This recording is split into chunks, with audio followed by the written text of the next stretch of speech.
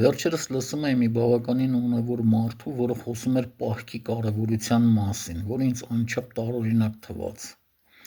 Այնպիսի երկրում, ինչպիսին Հայաստանն է, խոսել պահքի կարևորության մասին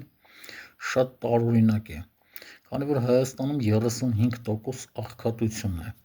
այսինքն այդ 35%-ը միշտ էլ պահքի մեջ են։ Հայաստանում բավականին շատ են դիաբետով տառապող մարդիկ, այդ մարդիկ էլ իրավունք չունեն պահք պահելու։ Ցանկալի է նրանք կրճատեն հացամթերքը, խմորեղենը և հիմնականում սնվեն կենդանական կերակուրներով։